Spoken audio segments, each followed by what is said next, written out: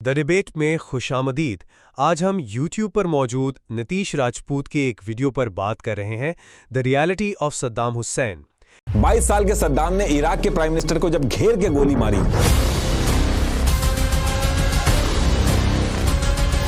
सद्दाम के बंदे जब यूएस प्रेसिडेंट बुश को कार बॉम्ब में उड़ाने के लिए जब कुवैत पहुंचे, सद्दाम स्पाइडर होल में छुपा था और इधर इन्होंने घेर के पूरे टाउन की लाइट बंद कर दी और फिर रातों रात 22 साल का सद्दाम पूरे इराक के अंदर मोस्ट वांटेड बन जाता है। मातम और ताजिया को बैन कर दिया गया और शिया मुस्लिम्स की नमाज में जो लाइंस थी, बीच कैबिनेट मीटिंग में सद्दाम ने बंदूक निकाली और हेल्थ मिनिस्टर को गोली मार दी। सद्दाम जिस एरिया में छुपा था उस लोकेशन का कोड रखा गया वोल्वरिन 1 और थर्मल स्कैनर से जो सद्दाम ने सपने में भी नहीं सोचा था कि यही बाद में फांसी पे चढ़ाएंगे। अचानक से जब होल के अंदर से सद्दाम के खांसने की आवाज आई तो यूएस फोर्सेस ने,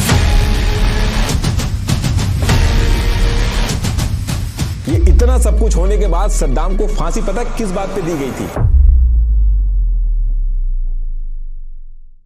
देखिए, जब बात हायर एजुकेशन की होती है तो ज्यादातर क्लास 12 पास कर चुके स्टूडेंट्स और उनके पेरेंट्स के दिमाग में कुछ कॉमन सवाल जरूर होते हैं, जैसे कौन सा कोर्स करें, किस फील्ड में स्कोप है, आगे जाके करियर कैसे बनेगा, स्कॉलरशिप मिलेगी या नहीं। ये सब सवाल जेन्युइन होते हैं और हर किसी के दिमाग में आते भी हैं, लेकिन दिक्कत तब होती है जब इतनी इंफॉर्मेशन के बाद भी क्लैरिटी नहीं मिलती और डिसीजन लेने में मुश्किल होती है। मल्टीपल कंफ्यूजिंग चॉइसेस के बीच में एक ऐसी यूनिवर्सिटी है जो सिर्फ पढ़ाती ही नहीं है बल्कि स्टूडेंट को आज के टाइम के हिसाब से तैयार भी कराते हैं। के.आर. मंगलम यूनिवर्सिटी। ये यूनिवर्सिटी एक ऐसी जगह है जहां एकेडमिक्स के साथ साथ स्टूडेंट्स को real world exposure, modern labs, internship, mentorship और नए आइडियाज पे काम करने का एनवायरनमेंट मिलता है। इनोवेशन और स्टार्टअप कल्चर यहाँ पे एक्टिवली सपोर्ट किया जाता है, जो आज के टाइम में बहुत जरूरी है। और यहाँ के कुछ रीसेंट अचीवमेंट्स के बारे में बताऊं तो यहाँ के एक स्टूडेंट को 56.6 लाख पर एनम का पैकेज मिला और एक स्टूडेंट ने अपने स्टार्टअप के लिए 1 करोड़ रुपीस की फंडिंग रेज की। लेकिन के.आर. मंगलम यूनिवर्सिटी की असली स्ट्रेंथ सिर्फ प्लेसमेंट्स या नंबर्स में नहीं है, बल्कि उस अप्रोच में है जहां हर स्टूडेंट को सेंटर में रखा जाता है और उनके गोल्स, इंटरेस्ट और फ्यूचर को ध्यान में रख के गाइडेंस दी जाती है। तो अगर आप भी किसी ऐसे एनवायरनमेंट की तलाश में हैं जो सिर्फ एक डिग्री नहीं बल्कि एक क्लियर डायरेक्शन दे और करियर बनाने में हेल्प करे, तो आज ही के.आर. मंगलम यूनिवर्सिटी के काउंसलर्स से जाके जुड़े और अपनी सक्सेस स्टोरी लिखिए। Link is in the description. तो टॉपिक पे वापस आते हैं। देखिए, इंडिया से ये इस तरफ ये है इराक और इराक के अंदर एक जगह है तिकरित और तिकरित के पास एक गांव पड़ता है अल आजा। और जब ईयर 1937 का टाइम था तो इस गांव में एक हुसैन अब्द अल मजिद नाम का चरवाहा रहता था और उसके साथ उसकी प्रेग्नेंट वाइफ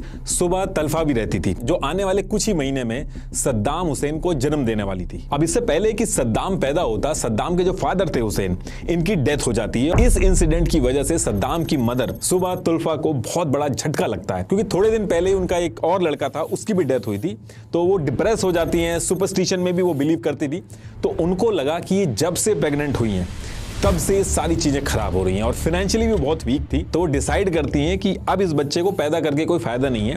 और इससे पहले कि वो कोई गलत स्टेप लेती, बगल में एक जूस फैमिली थी, उन्होंने लास्ट मोमेंट पे आके सुबह को समझा के उस बच्चे को बचा लिया और फिर 28 अप्रैल 1937 को उस बच्चे का जन्म होता है, जिसका नाम रखा जाता है सद्दाम हुसैन अब्द अल मजीद अल तिकरिती।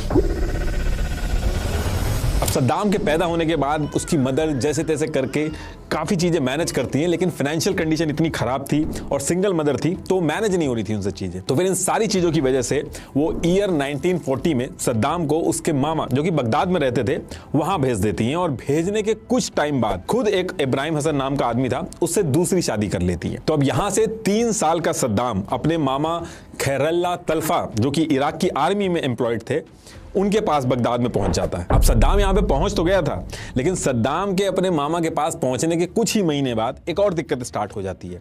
होता क्या है कि इस टाइम पे इराक के अंदर हैशमाइट डायनेस्टी रूल कर रही थी, लेकिन ये कहने के लिए थी, लेकिन एक्चुअल में इराक की मिलिट्री, एडमिनिस्ट्रेशन और ऑयल कॉन्ट्रैक्ट्स जो थे वो सब ब्रिटिशर्स के हिसाब से कंट्रोल होते थे। हैशमाइट डायनेस्टी बस एक पपेट गवर्नमेंट की तरह रूल कर रही थी। तो ये सारी चीजें चल रही थी। इनकी वजह से इराक आर्मी के अंदर कुछ टॉप रैंक के आर्मी ऑफिसर्स थे, वो बहुत ही गुस्सा थे इराक की इस पपेट गवर्नमेंट से। तो वो क्या करते हैं, इस पपेट गवर्नमेंट के खिलाफ एक ग्रुप बना लेते हैं गोल्डन स्क्वायर नाम से, और इस ग्रुप को सद्दाम के मामा भी सपोर्ट कर रहे थे। तो जिस टाइम पे सद्दाम अपने मामा के पास पहुंचा था, उसी टाइम पे ये जो इराक के जो ऑफिसर्स थे जिन्होंने ग्रुप बनाया था गोल्डन स्क्वायर से, जिसमें सद्दाम के मामा भी थे, ये लोग अप्रैल 1941 में इराक की गवर्नमेंट पे हमला करके तख्तापलट कर देते हैं और हैशमाइट रूलर्स को हटा देते हैं। लेकिन ये चीज काम करती नहीं है, क्योंकि एक महीने के अंदर ही मई 1941 में ब्रिटिशर्स वापस हमला करते हैं और इन सारे ऑफिसर्स को जेल में उठा के डाल देते हैं, और जो पुराने रूलर्स की गवर्नमेंट थी उनको वापस स्टैब्लिश कर देते हैं। तो इसी टाइम पे सद्दाम के मामा भी जेल चले गए थे, और इसी वजह से सद्दाम की मदर, जो दूसरी शादी कर चुकी थी, वो सद्दाम को वापस अपने पास बुला लेती है, और सद्दाम वापस टिकरिट पहुंच के अपनी मदर और स्टेप फादर के साथ रहने लगता है। लेकिन सद्दाम का जो स्टेप फादर था, वो सद्दाम को बहुत ज्यादा मारता था, खाने को नहीं देता था, पढ़ने की बजाय पैसा कमा के लाने को बोलता था, और डेली चोरी करने के लिए भी भेजता था। ये सद्दाम की जिंदगी के सबसे टफ टाइम में से एक था। अब इसके कुछ टाइम बाद क्या होता है, ईयर 1947 में सद्दाम के मामा जेल से छूट के वापस आ जाते हैं। तो सेम ईयर जो 10 साल का सद्दाम था, वो अपने स्टेप फादर के घर से जान बचा के भाग के अपने मामा, जो कि बगदाद के अल खर्क मोहल्ला में रहते थे, वहां पहुंच जाता है, और फिर धीरे धीरे सद्दाम यहीं पे अपने मामा के साथ रहना स्टार्ट कर देता है। अब इसके कुछ टाइम बाद सद्दाम के जो मामा थे, वो सद्दाम को वहीं अल खर्क स्कूल था, वहां पे एडमिशन करवा देते हैं। तो सद्दाम स्कूल में भी जाता था और खाली टाइम में छोटे मोटे काम करता था, जैसे सिगरेट वगैरह भी बीच बीच में बेचता था और पैसे कमाता था। और ये जो पूरा टाइम था, जैसे जैसे सद्दाम बड़ा हो रहा था, सद्दाम के ऊपर उसके मामा की जो आइडियोलॉजी थी, उसका इन्फ्लुएंस पूरी तरीके से हो गया था। सद्दाम के मामा जो थे, ये अंग्रेजों ने जो पपेट गवर्नमेंट बैठा रखी थी इराक में, इसके बिल्कुल खिलाफ थे, प्रोटेस्ट करते थे, नेशनलिस्ट थे, सुन्नी सुप्रीमेसी और अरब यूनिटी में बिलीव करते थे कि ये वेस्टर्न कंट्रीज का इन्फ्लुएंस खत्म करो मिडिल ईस्ट से, और सारे अरब देश मिलके एक देश बनाओ, एक फ्लैग रखो पूरे अरब देश का। और यही सेम आइडियोलॉजिकल फ्रेमवर्क सद्दाम की आइडियोलॉजी का भी मेन फाउंडेशन बन जाता है। सद्दाम अपने मामा को हीरो की तरह देखता था। गवर्नमेंट के खिलाफ जो प्रोटेस्ट वगैरह होते थे, उसमें भी सद्दाम अपने मामा की तरह बहुत कम एज में जाने लगा था। सद्दाम का एक सपना था कि वो भी अपने मामा की तरह इराक आर्मी को ज्वाइन करेगा। इसके लिए उसने आर्मी के एंट्रेंस एग्जाम भी दिए, लेकिन सब में वो फेल हो गया। अब इसके कुछ टाइम बाद ईयर 1954 आता है और सद्दाम बड़ा हो जाता है। तो सद्दाम के मामा उसका admission college of law university of Baghdad में करवा देते हैं। और कॉलेज में जब सद्दाम पहुंचता है, तो यहां पहुंचने के बाद एक स्टूडेंट लीडर की तरह सद्दाम बनने लगता है। इस टाइम पे सद्दाम ने अपने साथ स्ट्रीट बॉयज और लोकल गुंडे जो थे, वो भी जोड़ लिए थे, और जब गवर्नमेंट के खिलाफ प्रोटेस्ट होते थे, तो अपने आदमियों के साथ ये गन लेके जाता था। और उस एरिया की जो लोकल शॉप्स वगैरह होती थी, जिनके दुकानदार गवर्नमेंट की पॉलिसी को सपोर्ट करते थे, इनको सद्दाम और सद्दाम के लोग जो थे वो मारते थे और शॉप बंद करने को कहते थे। तो एरिया के अंदर सद्दाम का दबदबा धीरे धीरे बनने लगा था। अब इसी टाइम पे एक चीज ऐसी होती है जो सद्दाम और इराक का फ्यूचर बदल के रख देती है।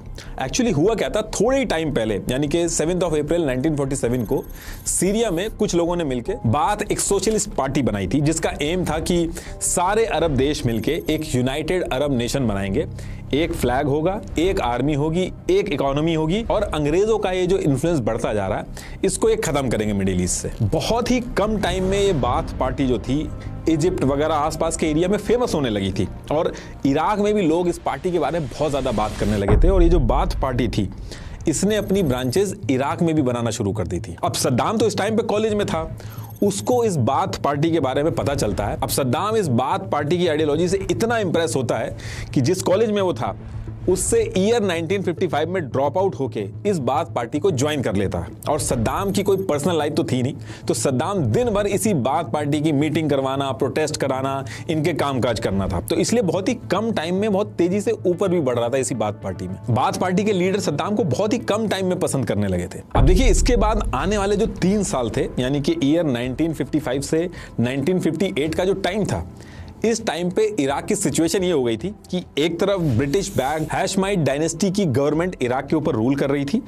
दूसरी तरफ सद्दाम वाली जो बाथ पार्टी थी, वो इराक की इस गवर्नमेंट को अपोज कर रही थी और छोटे छोटे प्रोटेस्ट कर रही थी उनके खिलाफ। तीसरी तरफ इराक आर्मी के कुछ ऑफिसर्स, जैसे ब्रिगेडियर अब्दुल करीम कासिम और अब्दुल सलाम आरिफ, इन्होंने एक फ्री ऑफिसर्स ग्रुप बना के गवर्नमेंट के खिलाफ मोर्चा खोल दिया। और इराक की जो आम जनता थी, वो भी गवर्नमेंट के खिलाफ हो चुकी थी। कुल मिलाके सब ये चाहते थे कि कैसे भी करके जो ब्रिटिश बैग्ड पपेट गवर्नमेंट है, ये यहां से हटे। और फिर 14 जुलाई 1958 को फाइनली वो दिन आता है, और जैसा लोग चाह रहे थे वैसा हो जाता है। इराक आर्मी के जो ऑफिसर थे, जिन्होंने ग्रुप बनाया था फ्री ऑफिसर्स ग्रुप, जिसको आर्मी ऑफिसर कासिम और आरिफ लीड कर रहे थे, ये किंग फैजल और रॉयल फैमिली को मार के इराक के अंदर जो 37 ईयर पुरानी मोनार्की को खत्म करके तख्ता पलट कर देते हैं और खुद रूल करने लगते हैं। On the 14th of July, 1958, Iraq has witnessed a dramatic turn of events as the monarchy falls. The royal family, including King Faisal II, has been overthrown in a military coup. और ये जो दोनों army officer थे, कासिम और आरिफ, इनमें से Qasim prime minister और defence minister बन जाता है और जो आरिफ था वो डेप्यूटी पीएम बन जाता है। और बाथ पार्टी इस चीज को फुल सपोर्ट करती है क्योंकि वो ऐसे ही चाहती थी। अब ये जब चीजें हुई तो इससे हर कोई खुश था कि अब अरब यूनिटी आएगी, सारा जो मुस्लिम उम्मा है वो एक साथ होगा, जो पहले प्लान था इनका। लेकिन होता क्या है कि कासिम पीएम बनने के बाद ये जो अरब यूनिटी वाली बात थी उसको साइड करके एक नई चीज उसने शुरू कर दी जो किसी ने भी नहीं सोची थी। कासिम ने क्या किया कि सोवियत यूनियन यानी कि आज की जो रशिया है इसके साथ मिलकर मिलिट्री और इकोनॉमिक टाइज शुरू कर दिए, ऑयल और ट्रेड एग्रीमेंट साइन करने स्टार्ट कर दिए। और सोवियत यूनियन के जो कम्युनिस्ट सिंपैथाइजर थे उनको इराक के कैबिनेट में रखना शुरू कर दिया। मतलब कि ब्रिटिशर से जैसे तैसे पीछा छूटा तो सोवियत यूनियन आ गया। अब यहां से बाथ पार्टी की जो लीडरशिप थी वो गुस्सा हो जाती है। इसके साथ साथ कासिम के साथ जो आरिफ था, जो इराक का डेप्यूटी पीएम बना था, उसको भी ये बात पसंद नहीं आई। और दूसरी तरफ दूर बैठा अमेरिका जो था वो भी गुस्सा हो जाता है कि ये पूरा ऑयल रिच इराक जो है वो सोवियत यूनियन के हाथ में जा रहा है। और फिर यहां से ईयर 1959 के स्टार्टिंग में एक नया गेम शुरू होता है। अमेरिका की CIA इराक की बाथ पार्टी के टच में आना शुरू कर देती है और बाथ पार्टी और CIA मिलके प्लान बनाते हैं ये जो कासिम है, जो हर चीज की जड़ है, इसी को रास्ते से हटाना होगा। और ये सारी चीजें मैं आपको बता रहा हूं, ये कोई कॉन्स्पिरेसी थ्योरी नहीं है।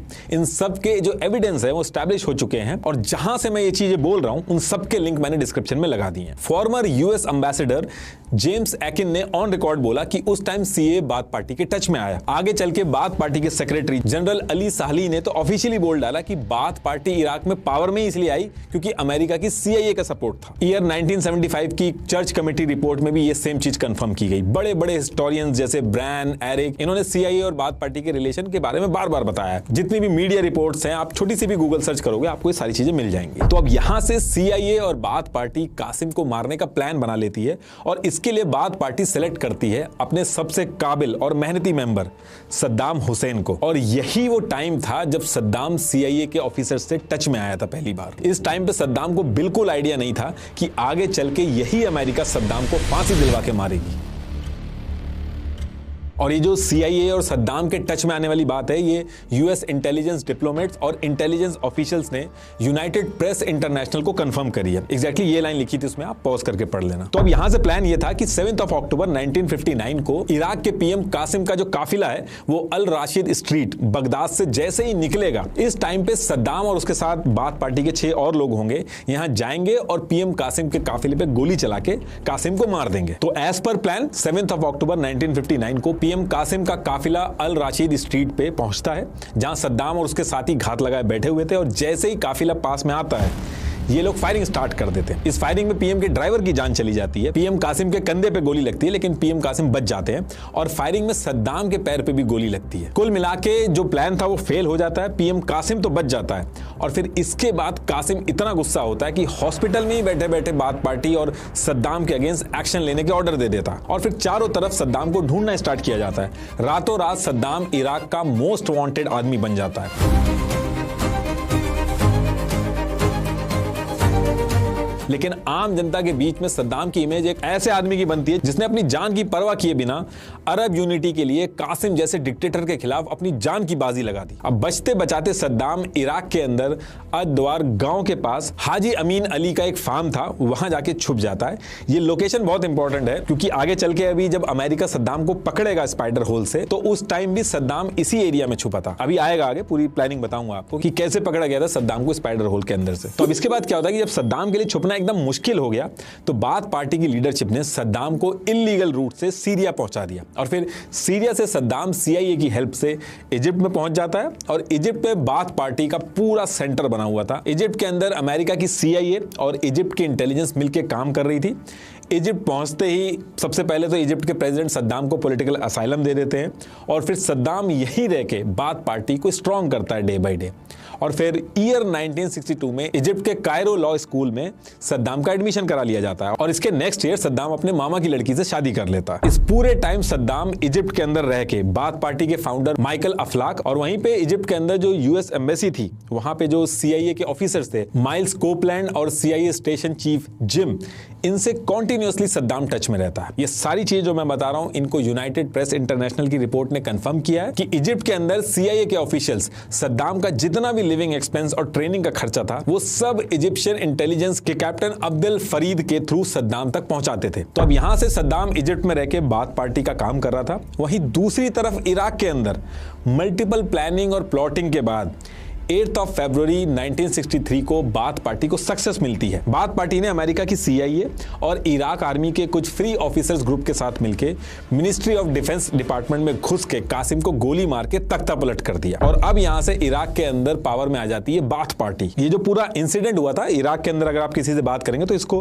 रमदान रेवोल्यूशन के नाम से जानते हैं लोग। तो जब बाथ पार्टी पावर में आती है तो बाथ पार्टी के अहमद हसन अल बकर इराक के PM बनते हैं।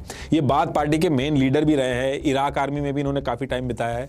सद्दाम के भी रिलेशन में आते थे। सद्दाम और अल बकर जो PM बने थे ये टिकरित अल बू नसीर ट्राइब को बिलोंग करते थे और सद्दाम के मामा ने ही इनसे मिलवाया था सद्दाम को। और आरिफ जो था, जो कासिम जब पावर में था तो डेप्यूटी PM बना था, उसको बाथ पार्टी प्रेसिडेंट बना देती है क्योंकि इस पूरे प्रोसेस में फ्री ऑफिसर्स ग्रुप का बहुत ही इंपॉर्टेंट रोल रहा था। और फिर सेम मंथ फरवरी 1963 में सद्दाम को इजिप्ट से वापस इराक बुलाया जाता है और सद्दाम को बाथ पार्टी की इंटेलिजेंस विंग जिहाज हनीन इसका हेड बना दिया जाता है। बेसिकली सद्दाम का काम इसमें यह था कि इंटेलिजेंस विंग के थ्रू जो भी बाथ पार्टी के अगेंस्ट में काम करेगा उसको खत्म करना है। ये पूरा का पूरा जो तख्ता पलट हुआ था अमेरिका की CIA के सपोर्ट से हुआ था। US स्टेट डिपार्टमेंट के डीक्लासिफाइड डॉक्यूमेंट्स में जेम्स जो CIA में ईस्ट डिवीजन चीफ थे उन्होंने भी ये चीज एक्सेप्ट की थी। एग्जैक्टली ये लिखा था। In fact king Hussain of Jordan इन्होंने सेम ईयर 1963 में कहा कि इराक में बाथ पार्टी के आने के बाद अमेरिका की CIA ने सीक्रेट रेडियो के थ्रू बाथ पार्टी को सोवियत यूनियन के सपोर्टर्स के नाम और एड्रेस दिए और ये लिस्ट मिलने के बाद बाथ पार्टी ने लिस्ट में जितनों के नाम थे आधों को मार दिया और आधों को जेल में डाल दिया। अब यहां से सब कुछ बढ़िया चल रहा था लेकिन इराक में एक ट्रेंड सा चल चुका था, बार बार तख्ता पलट हो रहा था। बाथ पार्टी के अहमद हसन अल बकर जो PM बने थे उनकी और जो फ्री ऑफिसर ग्रुप के आरिफ थे जो प्रेसिडेंट बने थे उनमें क्लैश स्टार्ट हो जाता है। तो आरिफ जो थे उनका मिलिट्री बैकग्राउंड था, इन्फ्लुएंस भी था आर्मी के अंदर। तो आरिफ ने 18 नवंबर 1963 को बाथ पार्टी के PM हसन अल बकर को हटा के अपने ट्रस्टी ताहिर याया को PM बना दिया। और इस टाइम तक आरिफ को एक चीज समझ में आ गई थी कि बाथ पार्टी उनके रास्ते का कांटा है। तो वो इसके तुरंत बाद बाथ पार्टी को इराक में बैन कर देते हैं और बाथ पार्टी के जो मेन लीडर थे जैसे सद्दाम हुसैन उनको उठा के जेल में डाल देते हैं। कुल मिला के बाथ पार्टी और सद्दाम जो इतने टाइम से मेहनत करके पावर में आए थे वो सब बर्बाद हो चुकी थी। अब इसके अगले 2 साल तक सद्दाम और बाथ पार्टी कॉन्टिन्यूसली बैकफुट पे थी। लेकिन 13 अप्रैल 1966 को प्रेसिडेंट आरिफ जो था उसकी हेलीकॉप्टर क्रैश में जान चली जाती है। अब उसका छोटा भाई अब्दुल रहमान अरीफ प्रेसिडेंट तो बनता है लेकिन वो इतना पावरफुल नहीं था। आरिफ के जाने के बाद गवर्नमेंट वीक हो गई थी और सद्दाम हुसैन ने इसी मौके का फायदा उठाया। सद्दाम हुसैन जेल में था तो उसने क्या किया कि एक वैन ड्राइवर था जेल के अंदर, उसको पैसा देके खरीद लिया और जब सद्दाम का ट्रांसफर हो रहा था अबू नवास स्ट्रीट पे तो इस वैन ड्राइवर ने वैन को स्लो करके जो बाकी जो गार्ड थे उनको कुछ लेने के लिए भेज दिया और इसी चीज का फायदा उठा के जुलाई 1966 में सद्दाम जेल से भाग जाता है। और जेल से भागने के बाद सद्दाम तिकरित में जाके छुपता है और दोबारा से इराक के अंदर बाथ पार्टी को खड़ा करने का काम शुरू कर देता है। वो रिक्रूटमेंट स्टार्ट करता है और रिक्रूटमेंट में ट्राई करता है कि इराक आर्मी के जो सुन्नी ऑफिसर्स हैं उनको प्रेफरेंस देता है। इजिप्ट, सीरिया, इन सब जगह जो बाथ पार्टी की लीडरशिप थी उनके साथ कोऑर्डिनेट करता है। इराक के बसरा शहर के अंदर जाके अमेरिकन कॉन्सुलेट को लेटर भेज के डायरेक्ट अमेरिका से भी इराक की सरकार गिराने के लिए डील करता है।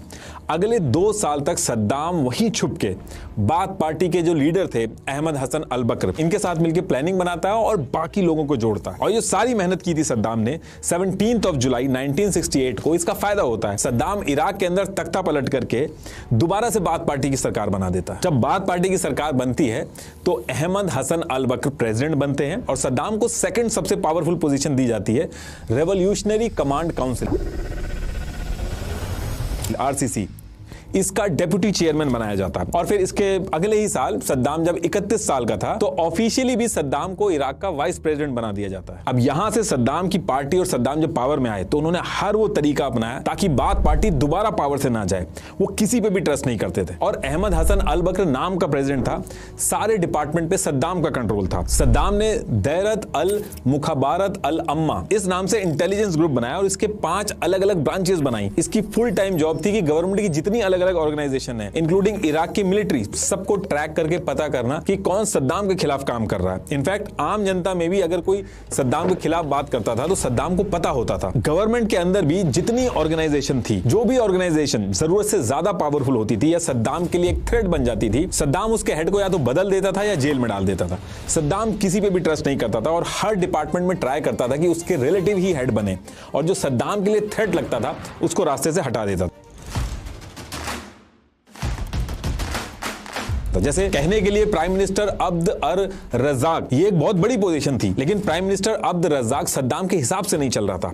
तो सद्दाम इनके रूम में जाके इनके सर पे बंदूक लगाते हैं और पीएम की पोजीशन से हटा के यूके में भेज देते हैं और वहीं पे इस पीएम को मरवा दिया जाता है। अब इसके कुछ टाइम बाद 1 जून 1972 को सद्दाम ने एक ऐसी चीज की जिससे इराक का पॉलिटिकल और इकोनॉमिक लैंडस्केप जो था वो पूरी तरीके से बदल जाता है। उस टाइम पे क्या था कि इराक का जो ऑयल प्रोडक्शन होता था वो निकलता तो इराक में था, लेकिन उसकी ओनरशिप यूएस, ब्रिटेन और फ्रांस की कंपनीज ने एक फॉरेन कंसोर्टियम बना के अपने पास रखी थी, इराक पेट्रोलियम कंपनी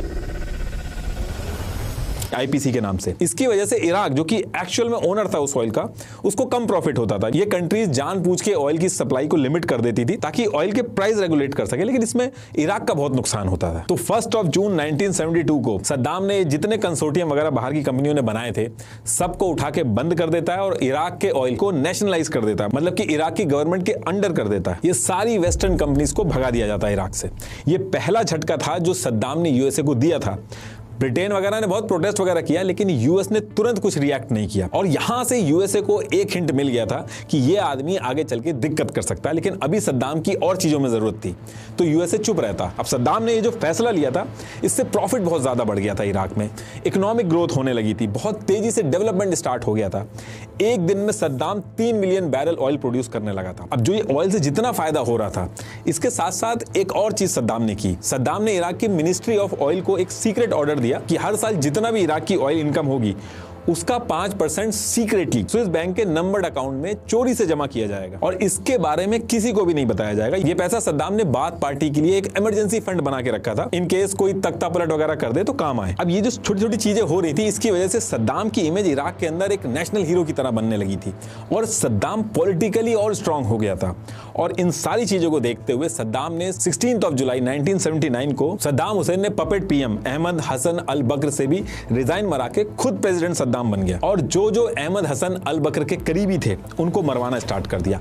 अल बकर सद्दाम का कजन था और सद्दाम के मामा ने अल बकर से मिलवाया था, इसलिए सद्दाम ने इसको जान से नहीं मारा, पीसफुली रेजिग्नेशन मरवा दिया। अब प्रेसिडेंट बनने के तुरंत बाद सद्दाम को अपनी इंटेलिजेंस एजेंसीज के थ्रू एक चीज पता चलती है कि जो पीएम अल बकर था इससे पहले उसका एक सेक्रेटरी था, ये अपने साथ 68 और लोगों को लेके सद्दाम के खिलाफ प्लानिंग कर रहा था। तो 16 जुलाई 1979 को सद्दाम प्रेसिडेंट बनता है और 18 से 20 जुलाई 1979 को अल बकर का जो ये सेक्रेटरी था अब्दुल हुसैन मसद्दी, इसको सद्दाम उठा के पहले तो बहुत बुरा फिजिकल टॉर्चर करता है, फिर कन्फेशन कराता है कि इसने सद्दाम के खिलाफ क्या क्या किया।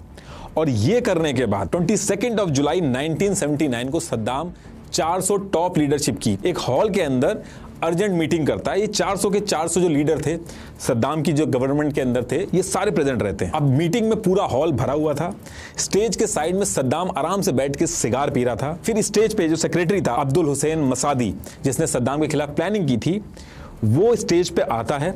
सबके सामने अब्दुल हुसैन मसादी कन्फेशन करता है कि उसने कैसे सद्दाम के साथ गद्दारी की और कन्फेशन जैसे ही पूरा होता है अब्दुल हुसैन मसादी को फोर्सेज उठा के हॉल के बाहर मिलिट्री ट्रक खड़ा हुआ था वहां पे जाके भेज देती है। अब बगल में जो सद्दाम सिगार पी रहा था वहां से वो उठता है, उसके हाथ में एक लेटर होता है और माइक के पास पहुंच के लाइन से नाम पढ़ना स्टार्ट करता है। ये जो भी नाम ये पढ़ रहा था ये उन्हीं 68 लोगों के थे जो सद्दाम के खिलाफ गद्दारी कर रहे थे। अब जिसका जिसका सद्दाम नाम ले रहा था वो बंदा हॉल में खड़ा होता था और वो जैसे ही खड़ा होता था मिलिट्री फोर्सेस उसको उठा के बाहर मिलिट्री ट्रक था वहां पे डाल देती थी।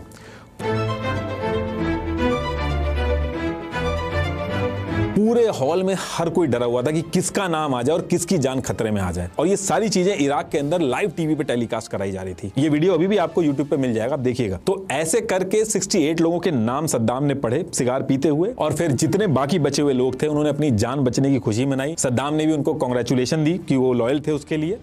और फिर इसके बाद इन 68 लोगों में से 22 लोगों को भीड़ के सामने एग्जीक्यूट करवा दिया गया।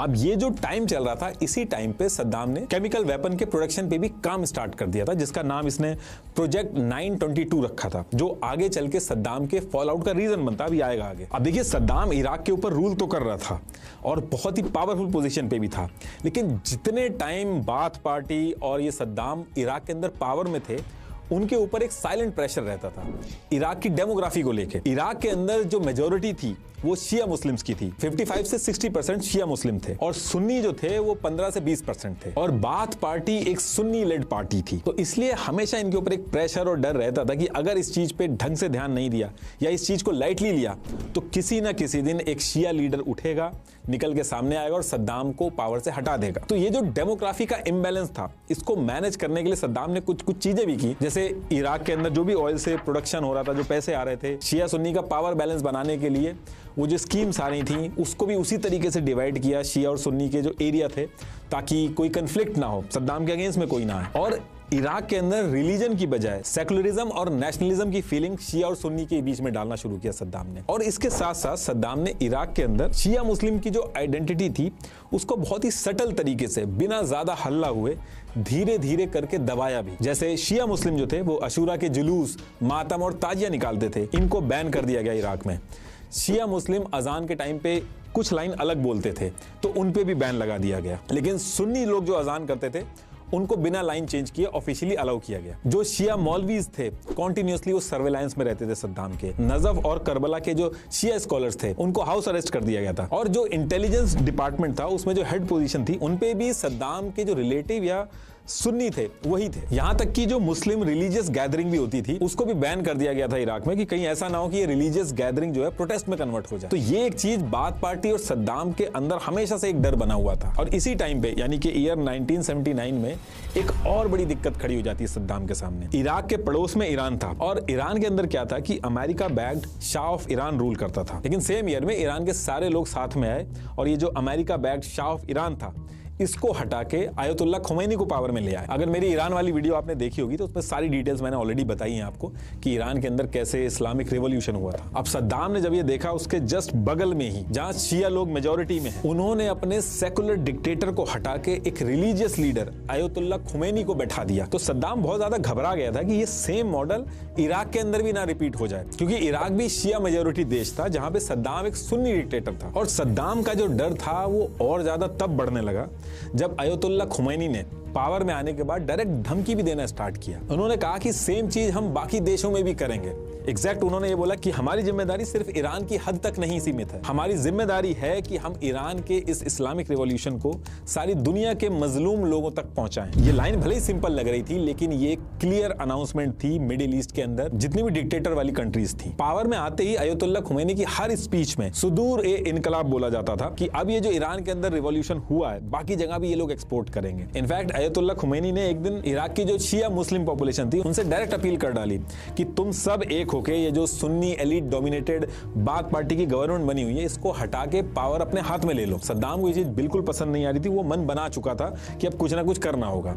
इसके साथ साथ एक और दिक्कत चल रही थी ईरान और इराक में। ईरान और इराक जो थे ये एक 200 किलोमीटर की शत अल अरब रिवर थी, उसको शेयर करते थे।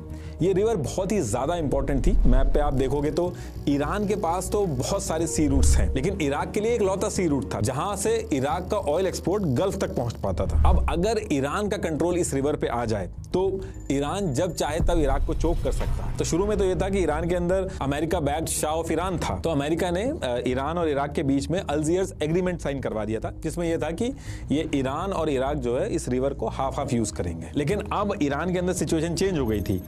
ईरान के अंदर America backed Shah of Iran हट चुका था और ईरान में भी आयतुल्लाह खुमैनी आ चुका था। तो सद्दाम की इस रिवर के ऊपर पहले भी नजर थी, लेकिन पहले अमेरिका था तो वो कुछ कर नहीं पाता था। लेकिन अब सिचुएशन उल्टी हो गई थी, अब उल्टा अमेरिका इराक की तरफ हो गया था। तो सद्दाम को लगा कि ये टाइम सबसे सही है ईरान के ऊपर हमला करने के लिए, क्योंकि अभी अभी तख्ता पलट हुआ है, जो रिजीम है इनकी नई नई है, ये लोग वीक हैं। ऊपर से अमेरिका का भी सपोर्ट मिलेगा, क्योंकि अमेरिका भी ईरान के अंदर से अयतुल्ला खुमैनी को हटाना चाहता था। तो 17 सितंबर 1980 को सद्दाम ने अनाउंस किया कि ये जो सद अल अरब रिवर है, जो एग्रीमेंट पहले हुआ था, वो कुछ नहीं माना जाएगा, पूरी रिवर अब इराक की है। और फिर 22 सितंबर 1980 को सद्दाम हमला कर देता है ईरान के ऊपर। देखिए, सद्दाम को ये लग रहा था कि बहुत ही कम दिनों में ईरान से वो जीत जाएगा, लेकिन ऐसा हुआ नहीं। धीरे धीरे सिचुएशन टफ हो गई और इराक के लिए ईरान से जीतना भारी पड़ता गया। और जब ऐसा हुआ तो यूएस जो था वो सद्दाम के सपोर्ट में आया। यूएस ने सद्दाम को आर्म्स सप्लाई किए, हेलीकॉप्टर और जेट्स अवेलेबल कराए, $5 बिलियन अलग से लोन दिया, सैटेलाइट इमेजेस जो थी वो भी शेयर की सद्दाम से। सद्दाम के पास ईरान की मिलिट्री की एक एक मूवमेंट की इंफॉर्मेशन थी। इनफैक्ट यूएस के इंटेलिजेंस ऑफिसर खुद बगदाद में पहुंच के रियल टाइम टैक्टिकल एडवाइस दे रहे थे। इराक ये वॉर ईरान से जीत जाए, इसके लिए यूएस ने सीआईए के डायरेक्टर केसी और डेप्यूटी डायरेक्टर गेट्स को जिम्मा दिया था। 2013 के D classified CIA documents and foreign policy report में भी ये सारी चीजें आई थी सामने। लेकिन ये सारा कुछ करने के बाद भी सद्दाम और यूएस ने जो सोचा था उसका उल्टा हुआ।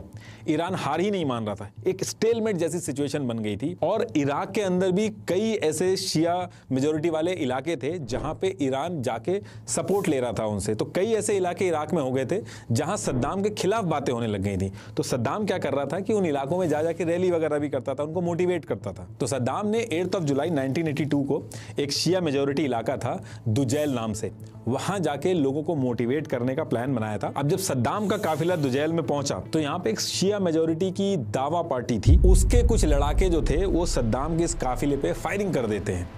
सद्दाम तो बच गया इसमें, लेकिन सद्दाम ने इसके बाद जो किया वो बहुत ज्यादा खतरनाक था। इस इलाके के अंदर 393 आदमी, 394 औरतें और बच्चों को उठा के जेल में डाल दिया और बिना फेयर ट्रायल के 148 लोगों को फांसी दे दी और इस एरिया में जो इनके घर थे उनको गिरवा दिए। अब ये इंसिडेंट मैं आपको इसलिए बता रहा हूं कि इस इंसिडेंट को आप याद रखिएगा, ये बहुत इंपॉर्टेंट है। इस इंसिडेंट की वजह से सद्दाम को अभी आगे जाके फांसी होगी, आएगा भी आगे। अब इधर से ईरान के साथ वॉर दिन ब दिन बढ़ती जा रही थी, कोई सोल्यूशन निकल नहीं रहा था और इससे निपटने के लिए अगस्त 1982 में सद्दाम ने एक मीटिंग बुलाई कि क्या स्टेप लेना चाहिए। तो बीच मीटिंग में health minister Riyadh Ibrahim Hussain ने सीज फायर का ऑप्शन सजेस्ट कर दिया।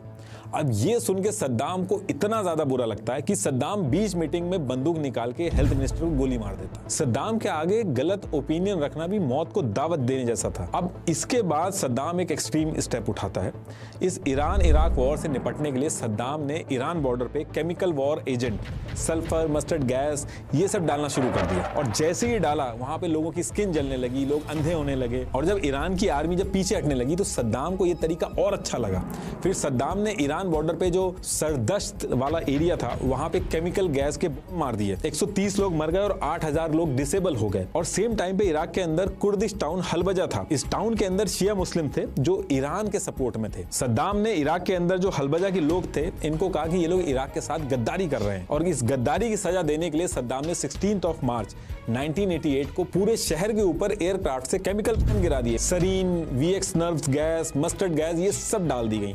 पूरे हलबजा के लोग मरने लगे, किसी के मुंह से खून आ रहा, कोई अंधा हो गया, हजारों में लोग मर गए, 10,000 से ज्यादा तो डिसेबल हो गए थे। अब इसके बाद जो फोटोग्राफर्स थे, जो न्यूज वाले थे, उन्होंने जो फोटोग्राफ्स थी हलबजा की, उनके विजुअल्स वगैरह दुनिया भर में भेजे। कहीं माँ की बॉडी से बच्चा चिपटा हुआ है, वो मर गया वहां पे। तो ये सारी इमेजेस देख के पूरी दुनिया हिल गई थी। आप अभी भी सर्च मारोगे तो गूगल पे आपको मिल जाएंगी ओरिजिनल इमेजेस। ईयर 1988 आते आते 350 केमिकल मारे गए, जिसमें 1 लाख से ज्यादा कैजुअलिटी हुई। और ये जो सारे केमिकल हमले हो रहे थे इसके बारे में यूएसए को पता था।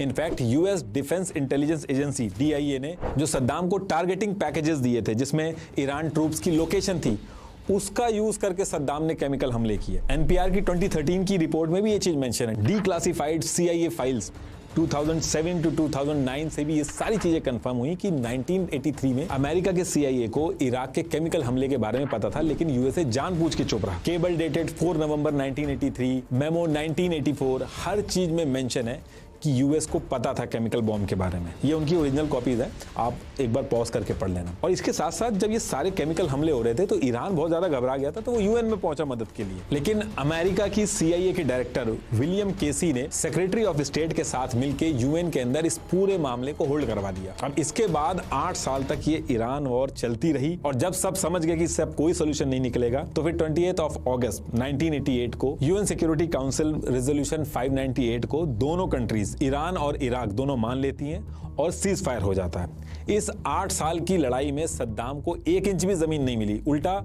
130 बिलियन डॉलर का कर्जा ऊपर से चढ़ गया। बहुत बड़ा अमाउंट था ये, इराक की जीडीपी का 1000%। लेकिन सद्दाम ने इराक में ऐसे दिखाया इस चीज को जैसे वो वॉर ही जीत गया। सद्दाम ने जो ईरान के हथियार वगैरह पकड़े थे उनको मीडिया और टीवी वगैरह में दिखाया, और जो टेक्स्ट बुक वगैरह थी उसमें सद्दाम को एक हीरो की तरह दिखाया गया। अब देखिए, ईरान और इराक की वॉर तो खत्म हो गई, लेकिन जिन आसपास के सुन्नी देशों ने सद्दाम को वॉर लड़ने के लिए ईरान के खिलाफ पैसा दिया था, जैसे सऊदी ने 25 बिलियन डॉलर दिए थे, कुवैत ने 14 बिलियन डॉलर दिए थे, वो अपना पैसा वापस मांगने लगे। तो सद्दाम ने ये बोला कि ये जो ईरान के खिलाफ मैंने लड़ाई लड़ी, ये तुम सबकी लड़ाई मैंने अकेले लड़ी, वरना ईरान की शिया रिजीम तुम्हारी लीडरशिप को भी गिराती और तुम्हारे देशों में भी पहुंचती। इराक ने ईरान को लड़के उसको वहीं पे रोक दिया, लेकिन कुवैत माना नहीं। उसने कहा कि जो उसने पैसा उधार दिया है वो उसको वापस चाहिए। अब देखिए, सऊदी जो था उसको यूएस का भी सपोर्ट था, और सऊदी एक बड़ा देश था। सद्दाम ने सोचा सऊदी को बाद में देखेंगे, पहले कुवैत को इराक के अंडर ले लेते हैं। और कुवैत के ऊपर सद्दाम की नजर बहुत पहले से ही थी। एक तो कुवैत में रिसोर्सेज बहुत ज्यादा थे, दूसरा शत अल अरब वाला जो रिवर का जो इशू था ईरान के साथ, वो तो इस लड़ाई में सॉल्व नहीं हुआ। लेकिन अगर कुवैत इराक के अंडर में आ जाता तो सी रूट वाली जो प्रॉब्लम थी इराक की वो भी खत्म हो जाती, और कुवैत जहां पे इतने रिसोर्सेज हैं वो भी इराक के अंदर आ जाते, और जो उधार देना पड़ रहा है वो भी नहीं देना पड़ता। तो कुल मिला के सद्दाम को कुवैत के ऊपर हमला करके इराक में मिलाने के अलावा और कोई सोल्यूशन उस टाइम पे दिख नहीं रहा था। तो अब इसके बाद सबसे पहली चीज सद्दाम क्या करता है, वो कहता है कि ये जो कुवैत है ये ओपेक के जो रेगुलेशन है उनको फॉलो नहीं कर रहा है, जिसकी वजह से इराक का बहुत बड़ा नुकसान हो गया है। एक्चुअली ओपेक मिडिल ईस्ट की रिच ऑयल कंट्रीज जो है उन्होंने एक एसोसिएशन बना रखा है ऑयल प्रोडक्शन और प्राइस को रेगुलेट करने के लिए। अगर एक देश सस्ता बेचेगा और दूसरा महंगा बेचेगा तो इससे सस्ते में जो बेचेगा उसको फायदा होगा। तो ऐसी प्रैक्टिसेस करने से ऑयल के जो रेट है वो खराब होते हैं। तो ओपेक ने एक रेगुलेशन बना रखी है, सबको वही चीज फॉलो करनी होती है। अब सद्दाम ने कहा कि कुवैत ने जो रेगुलेशन फॉलो नहीं की है ओपेक की, और ऑयल जो है उसने ज्यादा प्रोड्यूस कर लिया, जिसकी वजह से ऑयल प्राइसेस $18 से गिर के $11 हो गए, और इसकी वजह से इराक का $7 बिलियन का नुकसान हुआ। और इसके साथ साथ सद्दाम ने कहा कि कुवैत जो है वो स्लैंट ड्रिलिंग करके इराक का तेल चुरा रहा है। मतलब कि कुवैत ने अपनी बॉर्डर के पास जमीन के नीचे मशीन डाल के सीधा नीचे ले जाने की बजाय तेल के पाइप इराक की टेरिटरी के अंदर मोड़ के इराक का तेल चुरा लिया, जिससे $2.4 बिलियन का नुकसान हो गया। तो अब उल्टा कुवैत को पैसे वापस देने हैं, और अगर पैसे नहीं दिए तो सद्दाम हमला करेगा। अब यहां से बहुत ज्यादा टेंशन बढ़ जाती है, सबको लगने लगता है कि अब यहां से दोबारा से वॉर होगी। तो 25 जुलाई 1990 को यूएस एम्बेसडर एप्रिल गलेस्पाई बगदाद में आके मीटिंग करते हैं, समझाने की कोशिश करते हैं सद्दाम को, लेकिन सद्दाम नहीं मानता है और 2 अगस्त 1990 को कुवैत पे हमला कर देता है और उसको अपने अंडर में ले लेता है। अब यहां से यूएस के इंटरेस्ट हर्ट होने लगे और सद्दाम का बुरा टाइम चालू होने लगता। इससे पहले तो यूएस साथ में था, लेकिन जब यूएस अगेंस्ट में होता है तो ये यूएन वगैरह सब अगेंस्ट में होती है। जिस दिन सद्दाम ने किया कुवैत पे, सेम डे 2 अगस्त 1990 को यूएन कंडेमनेशन रेजोल्यूशन 660 पास करके सद्दाम को वार्निंग दी जाती है कि तुरंत के तुरंत कुवैत से बाहर निकलो, और इसके साथ साथ इराक के ऊपर बहुत भारी सैंक्शन लगाए जाते हैं। लेकिन सद्दाम मानता नहीं है और फिर 8 अगस्त 1990 को कुवैत पे कब्जा कर लेता। अब सद्दाम ने ये जो अपनी मनमानी चलाई, इसके खिलाफ 17 जनवरी 1991 को यूएस अपने साथ 42 और देशों को लेके ऑपरेशन डेजर्ट स्टॉर्म शुरू कर देता है और सद्दाम को कुवैत से बाहर कर देता है। लेकिन सद्दाम इसको भी इराक में दिखाता है कि ये वॉर भी उसी ने जीती है, और इराक के अंदर अपनी लीडर की इस्लामिक लेजिटिमेसी के लिए अपने खून से कुरान भी लिखवाता है। इराक इस टाइम पे 2 वॉर लड़के एकदम वीक हो चुका था, और यूएस के सैंक्शन की वजह से कहीं ऑयल भी नहीं बेच पा रहा था। पूरे इराक के अंदर लोगों की हालत बहुत ज्यादा खराब हो गई थी। यूनिसेफ और FAO के ऑफिशियल रिकॉर्ड के हिसाब से ईयर 1995 से 1996 के बीच में लगभग 2.27 लाख से लेके 5.67 लाख तक बच्चे सिर्फ भूख और दवा की कमी से मर गए। यूएस के अगेंस्ट जाते ही सद्दाम की इमेज पूरी दुनिया के अंदर एक विलन की तरह बन गई। अब देखिए, यूएस ने कुवैत के अंदर से सद्दाम को बाहर तो कर दिया था, लेकिन यूएस की प्रॉब्लम सॉल्व नहीं हुई थी।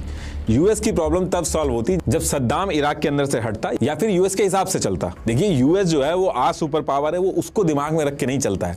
20 साल बाद भी वो सुपर पावर बना रहे, उसको लेके करंट सिनेरियो जो चल रहा होता है उसमें स्टेप्स लेता है। इराक दुनिया की सबसे ज्यादा ऑयल रिजर्व वाली टॉप 5 कंट्रीज में आता है, और सद्दाम ने यूएस और वेस्ट की कंपनीज को ऑलरेडी उठा के इराक से बाहर कर दिया था। यूएस के लिए दूसरी दिक्कत ये थी, सद्दाम यूएस के लिए अनप्रिडिक्टेबल था और डरता नहीं था। पहले भी जब सद्दाम ने केमिकल वेपन यूज किए तो उसने ज्यादा नहीं सोचा, और जिस तरीके से सद्दाम के अगेंस्ट में यूएस खड़ा था, सद्दाम जरूर उसका रिवेंज लेता। और सद्दाम के हमेशा से न्यूक्लियर और केमिकल वेपन्स जो थे उनको डेवलपमेंट करने की भी एम्बिशंस थे। यूएस पूरी तरीके से एश्योर्ड था कि सद्दाम के हाथ में किसी भी तरीके के केमिकल और न्यूक्लियर वेपन नहीं होने चाहिए, वरना यूएस के लिए सिरदर्द बनेगा। तो इन्हीं सारी चीजों की वजह से यूएस ने जब इराक को कुवैत से निकाला था तो एक डिस्कशन ये भी यूएस में चल रहा था कि इसी टाइम पे इराक में जाके सद्दाम को पावर से हटा दिया जाए। लेकिन यूएस के जो प्रेसिडेंट थे बुश, इन्होंने साफ मना कर दिया कि इससे इराक टूट जाएगा, उसको संभालना मुश्किल होगा, इनस्टेबिलिटी आएगी मिडिल ईस्ट में और इससे यूएस की इमेज पे भी असर आ सकता है। तो इसी रीजन से सद्दाम से निपटने के लिए एक प्लान बनाया यूएस ने, जिसको कंटेनमेंट स्ट्रेटेजी बोला गया। इसमें इन्होंने डायरेक्टली इराक पे हमला करके सद्दाम को हटाने की बजाय यूएन के थ्रू इराक पे सैंक्शन लगवाए और इस चीज के क्लेम किए कि इराक जो है वो वेपन ऑफ मास डिस्ट्रक्शन बना रहा है। लेकिन यूएस ने इस चीज को साफ मना कर दिया और इस चीज को चेक करने और रोकने के लिए यूएन जो था उसने मई 1991 में ऑफिशियली इराक के अंदर अपने इंस्पेक्टर्स जो थे उनको भेजना स्टार्ट किया ताकि वो वहां जाके चेक कर सके इस चीज को कि वहां पे कोई केमिकल वेपन या फिर कोई ऐसा डेवलपमेंट प्रोग्राम तो नहीं चल रहा है। सद्दाम ने इस चीज का अपोज किया, लेकिन वर्ल्ड का प्रेशर बहुत था इराक पे, तो वो इस चीज को रोक नहीं पाया। सद्दाम चारों तरफ से फंस रहा था और सद्दाम ने बुश को जिम्मेदार माना इन सारी चीजों के लिए। और फिर इसके बाद सद्दाम एक ऐसा फैसला लेता है जिसके बारे में कभी किसी ने सोचा तक नहीं था। सद्दाम यूएस प्रेसिडेंट बुश को मारने का प्लान बनाता है। 14 to 16 अप्रैल 1993 में बुश को कुवैत आना था। सद्दाम ने 14 to 17 इराकी इंटेलिजेंस के साथ एक प्लॉट बनाया जिसमें प्लान ये था कि जहां यूएस प्रेसिडेंट बुश होगा उसके पास में ही कार में जाके ब्लास्ट कर देंगे। राद अल असादी और वाली अल गजाली इस के मेन बंदे थे, लेकिन होने से कुछ दिन पहले ही दोनों को अरेस्ट कर लिया जाता है। अब अरेस्ट होने के बाद सद्दाम के ऊपर ब्लेम आता है। सद्दाम इस चीज को डिनाई करता है, लेकिन यूएस बहुत गुस्से में था। यूएस ने इराक के ऊपर स्ट्राइक्स वगैरह भी कराई, लेकिन अब यहां से सद्दाम और यूएस की जो दुश्मनी थी वो ऑफिशियल हो चुकी थी। अब एक तरफ ये सारी चीजें चल रही थी, दूसरी तरफ यूएन के जो इंस्पेक्टर्स थे वो इराक में केमिकल वेपन ढूंढ रहे थे, लेकिन मिल नहीं पा रहा था उनको। लेकिन इसके बाद ईयर 1995 में सद्दाम हुसैन का दामाद हुसैन कमेल, जो इराक की केमिकल प्रोग्राम का चीफ भी था, ये प्रेशर में आके सब कुछ छोड़ छाड़ के जॉर्डन भाग गया और वहीं पे इसको यूएन इंस्पेक्टर जो थे उन्होंने पकड़ के इससे इंटेरोगेशन किया। तो इसने उनको सारे डॉक्यूमेंट्स हैंड ओवर कर दिए और उन डॉक्यूमेंट्स के बेसिस पे इराक में फाइनली कुछ केमिकल वेपन्स मिले और अल हकम बायोलॉजिकल फैसिलिटी भी पकड़ी गई। वहां पे भी जो चीजें पड़ी थी उन सबको डिस्ट्रॉय कर दिया गया। अब देखिए यहाँ पे थोड़ा सा कंफ्यूजन होता है कि केमिकल वेपन तो मिल गए, यूएस तो सही कह रहा था। तो देखिए ऐसा नहीं, इस चीज को लेके कंफ्यूजन सा रहता है।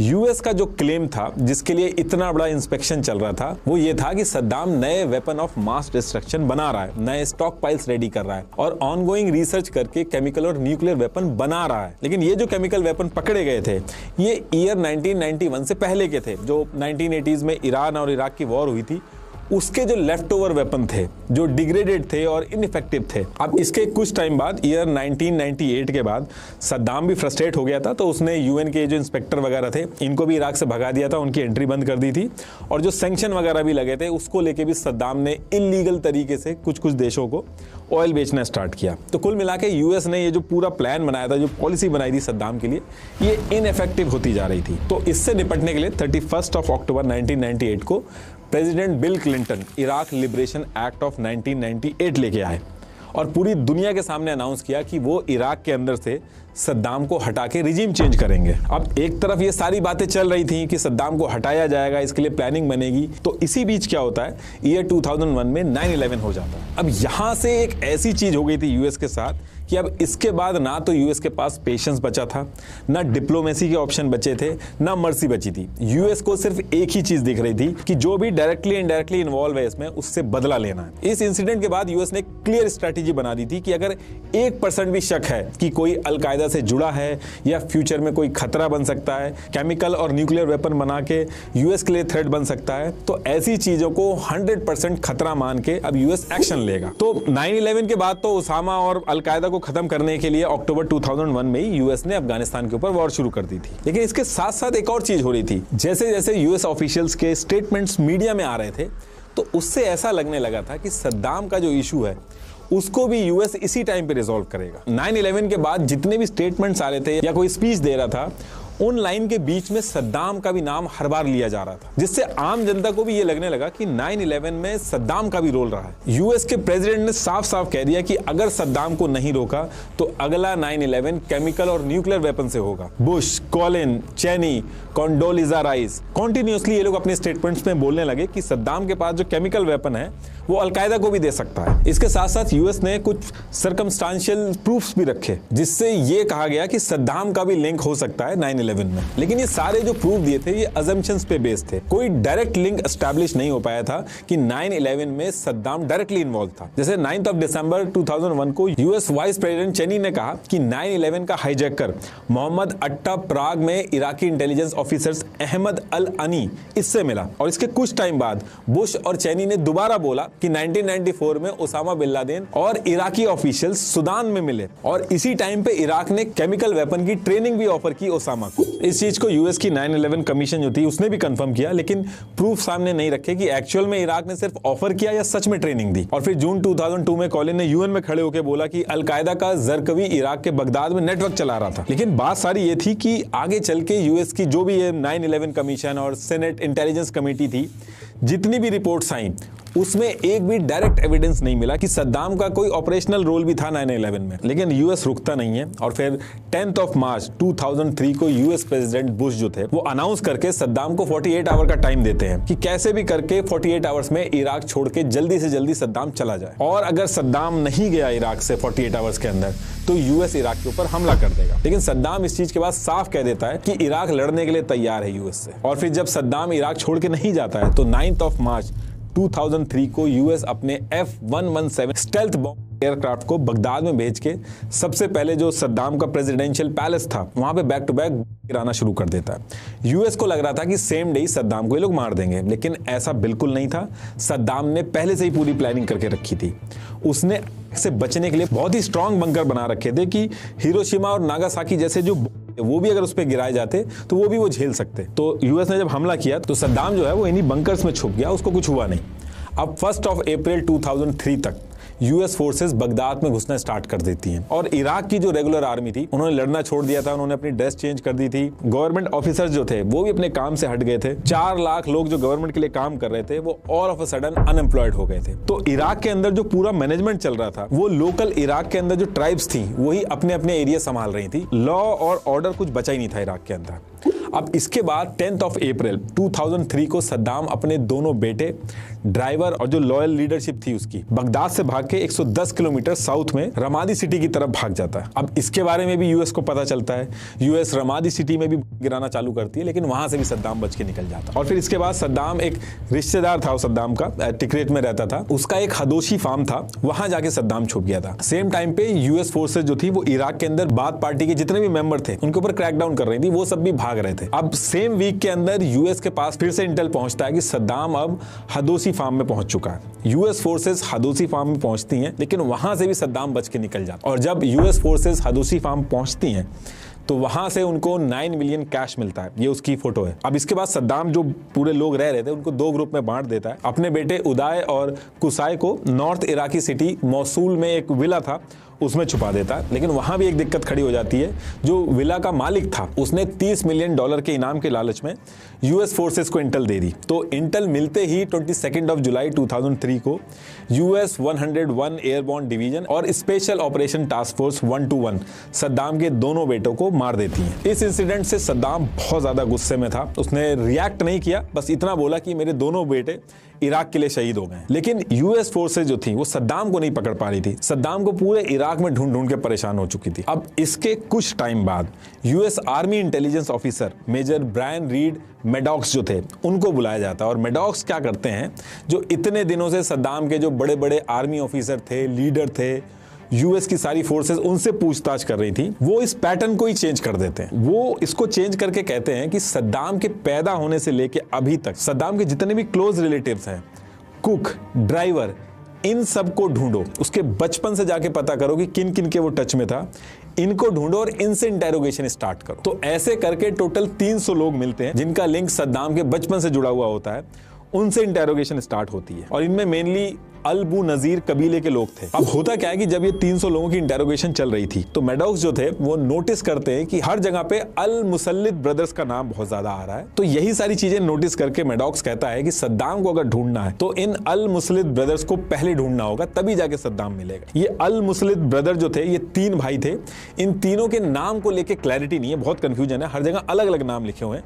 लेकिन अल मुसल्लिद ब्रदर्स में से एक नाम इब्राहिम अल मुसल्लिद जो था ये काफी जगह पे यूज हुआ है। तो मैंने ये वाला नाम यहां से सिलेक्ट कर लिया। तो अल मुस्लिद ब्रदर में से ये जो इब्राहिम अल मुस्लिद था, दिसंबर फर्स्ट वीक में उसका ड्राइवर बसीम लतीफ इसको यूएस पकड़ लेता है। और यही सारी चीज बताता है कि ये जो 3 अल मुस्लिद ब्रदर्स हैं, ये सद्दाम का सारा हाइड आउट प्लान करते हैं, खाना पीना मेडिकल सारा अरेंजमेंट यही करते हैं। और ये जो ड्राइवर पकड़ा गया था, इसकी डिटेल के बेसिस पे इन अल मुस्लिद ब्रदर में से एक जो इब्राहिम अल मुस्लिद था, उसको यूएस फोर्सेस 12 दिसंबर 2003 को पकड़ लेती हैं। और फिर जब इब्राहिम अल मुस्लिद से जब इंटेरोगेशन स्टार्ट होता है, तो वो सद्दाम कहां मिल सकता है उसकी डिटेल बताता है। इब्राहिम अल मुस्लिद बताता है कि सद्दाम बगदाद से 2 से 2.5 घंटे की दूरी पे तिकरित है। तिकरित से 15 किलोमीटर साउथ की तरफ एक अड्वार नाम का टाउन पड़ता है, वहां पे 2 फार्म हाउस हैं और उसी एरिया में सद्दाम है। अब यहां से यूएस फोर्सेस के पास 2 लोकेशन आ चुकी थी। इन दोनों लोकेशन का यूएस फोर्सेस ने कोड नेम रखा था वोल्वरीन 1 और वोल्वरीन 2। और बिना टाइम गवाए नेक्स्ट डे यानी कि 13 दिसंबर 2003 को यूएस फोर्सेस सद्दाम के लिए ऑपरेशन रेड डॉन लॉन्च कर देती हैं। 12 दिसंबर 2003 को ही रात में सारी प्रिपरेशन हो गई थी और फिर 13 दिसंबर की शाम को 6 बजे टिग्रिस रिवर के किनारे हाईवे 21 के पास के रास्ते से करीब 600 यूएस सोल्जर्स, हेलीकॉप्टर्स, डॉग्स, इनके साथ 2 ग्रुप में ये दोनों फार्म्स की लोकेशन जिनका कोड वर्ड वोल्वरीन 1 और वोल्वरीन 2 था, वहां ये पहुंच जाते हैं। ये मैप में देखिए ये 2 लोकेशन थी, वो चारों तरफ से इस एरिया को घेर लिया था। अब यहां पहुंचने के बाद यूएस फोर्सेस 7:45 पे पूरे अद द्वार की इलेक्ट्रिसिटी कट कर देती हैं ताकि अंधेरे में बाकियों को दिक्कत हो, और इन लोगों के पास तो ऑलरेडी नाइट विजन ग्लासेस वगैरह थे। और इस पूरे एरिया की चारों तरफ से मॉनिटरिंग स्टार्ट हो जाती है। नीचे थर्मल स्कैनर से पूरा का पूरा सर्च ऑपरेशन जारी था। अब इसके बाद करीब 8:15 पे जो दूसरी साइड वाला फार्म हाउस था जिसका कोड वर्ड था वोल्वरीन 2, वहां से 2 आदमी घबरा के झाड़ियों की तरफ भागना शुरू करते हैं। जैसे तैसे करके यूएस फोर्सेस उनको पकड़ लेती है। इनमें से एक सद्दाम का कुक था और दूसरा कुक का कजन था। इनसे इंटेरोगेशन स्टार्ट करके पूछा जाता है कि सद्दाम है कहां पे, लेकिन ये दोनों कुछ बताते नहीं है। अब जब ये इंटेरोगेशन चल रही थी तो इनकी नजर वोल्वरीन 2 लोकेशन जो थी उससे 300 मीटर दूर एक एल शेप की झोपड़ी पे जाती है जहां छोटे छोटे रूम और किचन थे।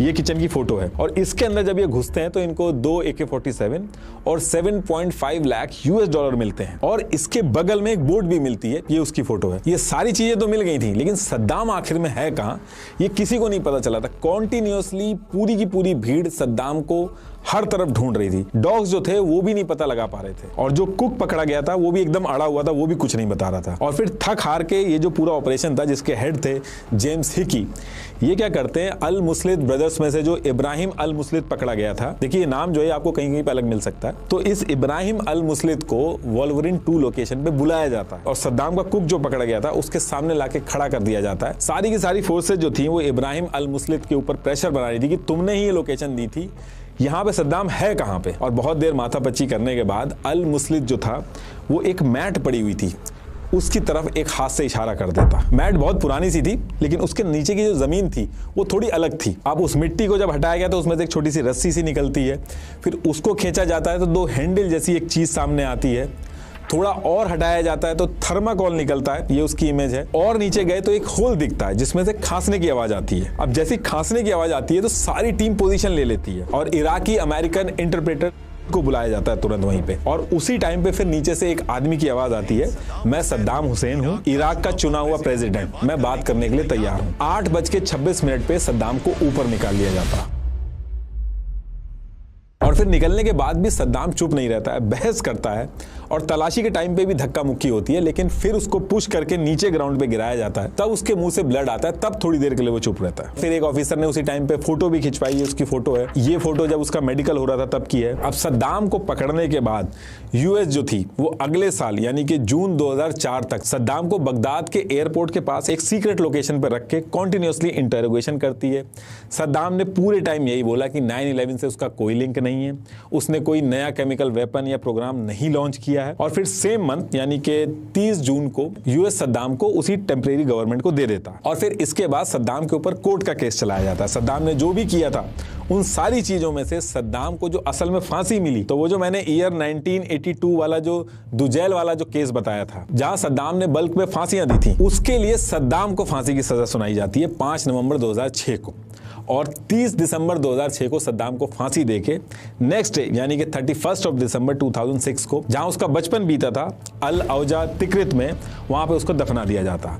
और फिर इसके बाद इराक की जो ऑयल इंडस्ट्री का नेशनलाइजेशन था वो तो जैसा सद्दाम ने किया था वैसा ही रहा, लेकिन इराक का मार्केट यूएस और उसकी अलाइड कंट्रीज की जो प्राइवेट कंपनीज थी उनके लिए दोबारा खुल गया। इराक के ऑयल फील्ड का जो डेवलपमेंट वगैरह था वो वापस से वेस्टर्न प्राइवेट कंपनीज जो थी जैसे बीपी, शेल, एक्सॉन मोबिल, इन कंपनियों के कंट्रोल में आ गया था और इन्होंने इराक में ऑयल एक्सट्रैक्शन जो किया पर बैरल फीस भी इसके लिए स्टार्ट कर ही लेना। यूएस ने तो मना किया कि ऑयल के लिए उसने ये सब नहीं किया, अपनी सिक्योरिटी के लिए किया, मिडिल ईस्ट में पीस के लिए किया, लेकिन उसके जो एक्शंस थे वो मैच नहीं कर रहे थे उससे। लेकिन एलन ग्रीनस्पैन जो कि अमेरिका के फेडरल रिजर्व के चीफ थे, उन्होंने साफ बोल दिया कि सद्दाम को हटाना वर्ल्ड ऑयल मार्केट के लिए जरूरी था, क्योंकि अगर सद्दाम सैंक्शन से फ्री हो जाता तो वो ऑयल को वेपन की तरह यूज कर सकता था। और फिर बाद में जब पेंटागन और CIA की 6 लाख पेजेस की रिपोर्ट आई तो उसमें भी सद्दाम का कोई डायरेक्ट लिंक 9/11 से नहीं मिला। और आज की डेट तक वेपन ऑफ मास प्रोडक्शन जिसके लिए यूएस इराक में घुसा था वो आज तक प्रूफ नहीं हुआ। लास्ट में एक बार फिर से आपको बता दूं,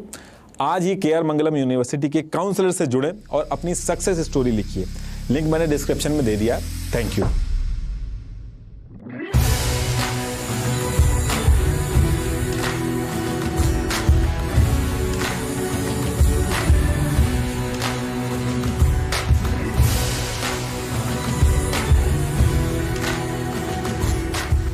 अच्छा, मेरा मौक़िफ़ ये है कि अगरचे कुछ तफ़सीलात में शायद मज़ीद गहराई की गुंजाइश हो सकती है, लेकिन मजमूई तौर पर यह वीडियो सद्दाम हुसैन की ज़िंदगी के जो अहम तरीन मोड़ थे, जो वाक़यात थे, उनको काफ़ी हद तक मैं समझता हूँ दुरुस्त अंदाज में सामने लाती है। मैं इस मामले को ज़रा मुख्तलिफ ज़ाविये से देखती हूँ। मेरा ख़्याल ये है कि वीडियो कुछ जगहों पर ना ड्रामाई तासुर पैदा करने पर ज़्यादा ज़ोर देती है और कई अहम तारीख़ी नज़ाकतों को नज़रअंदाज कर देती है। ख़ास तौर पर बैरूनी मुदाखलत के किरदार की जो तशरीह है और जो आदाद व शुमार पेश किए गए हैं, उस हवाले से ये मवाद मज़ीद तनकीदी जायज़े का, मुस्तनद हवालों का और गहरे सियाको सबाक का तकाजा करता है मेरे ख़्याल में। आइए अपने इब्तदाई मौक़िफ़ की कुछ वजाहत करते हैं। मैं समझता हूँ कि नीतीश वैसे सद्दाम हुसैन की ज़िंदगी के जो बुनियादी मराहिल हैं उनको दुरुस्त तरतीब से पेश किया है। मिसाल के तौर पर उनकी पैदाइश 1937 में, फिर इब्तदाई ज़िंदगी की मुश्किलात, उनके मामू खैरुल्लाह तलफ़ाह का उन पर जो असर था, बैस पार्टी में उनकी शमूलियत, और फिर 1959 में उस वक्त के जो वज़ीर आज़म थे अब्दुल करीम कासिम, उन पर कातिलाना हमले की नाकाम कोशिश।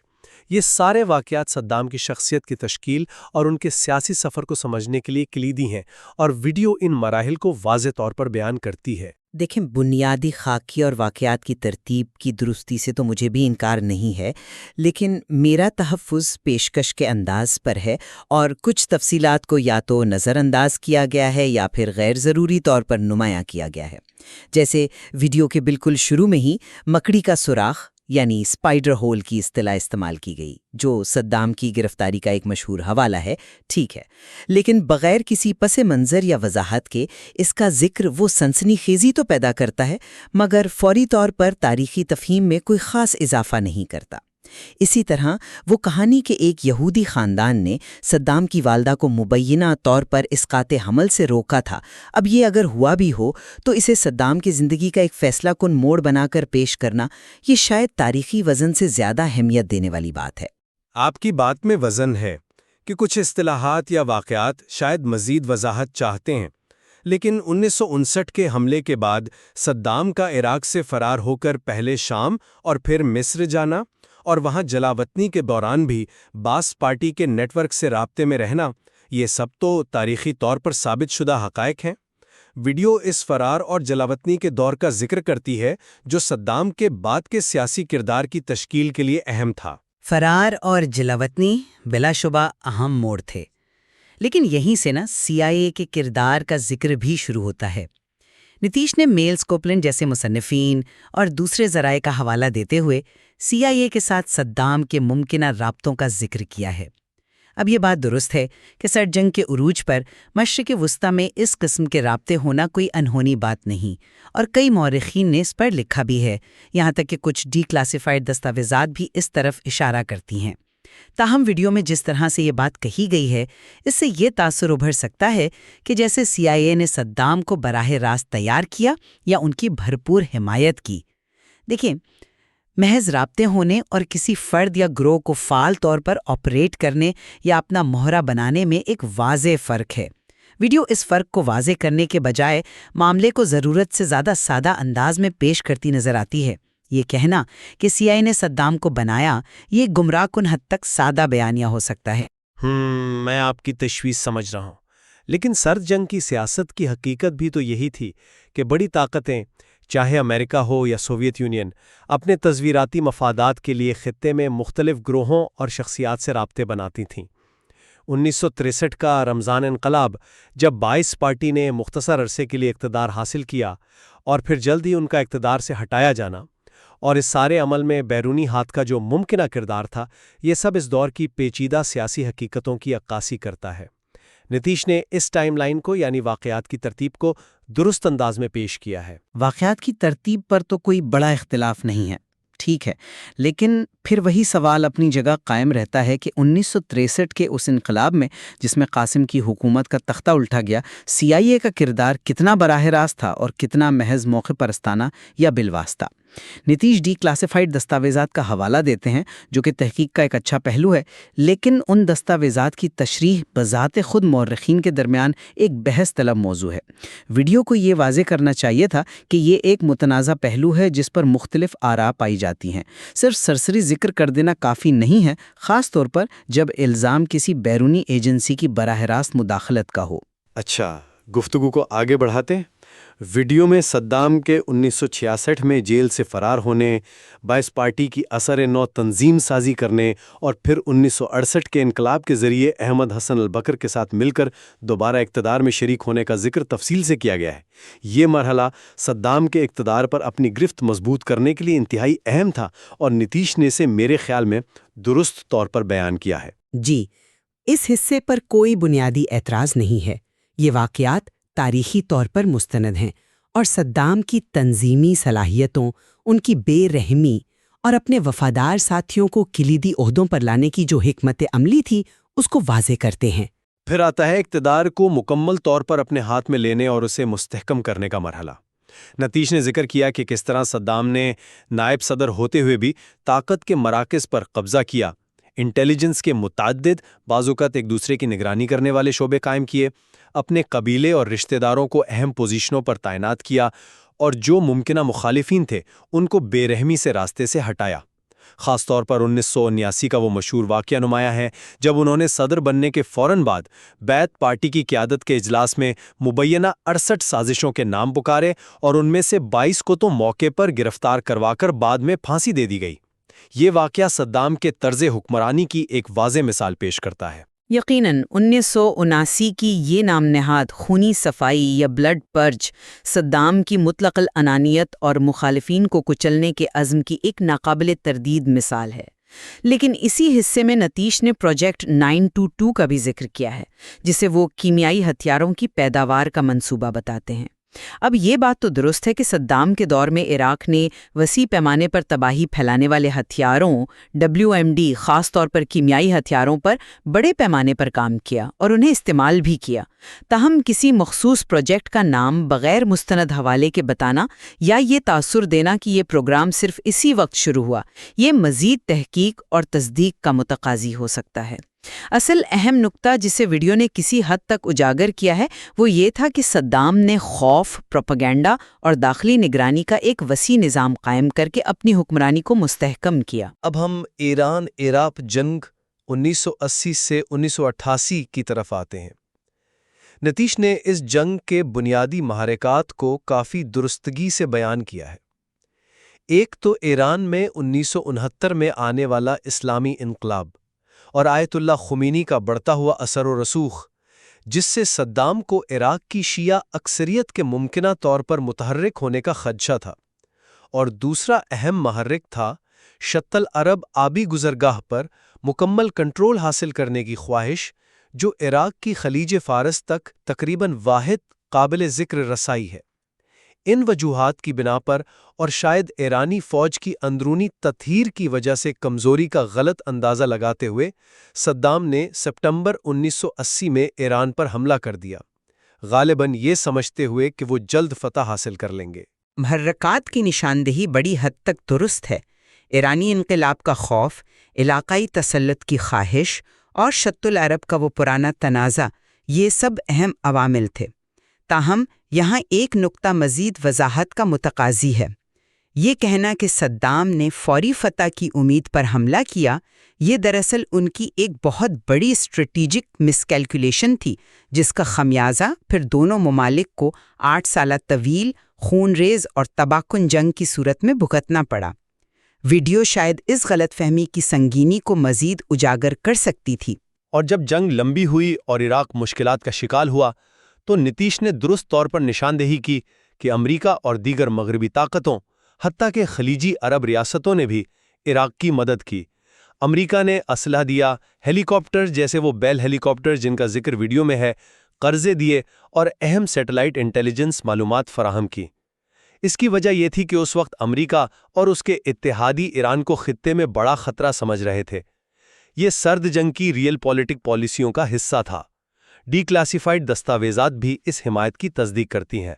जी हाँ, हिमायत की बात अपनी जगह दुरुस्त है।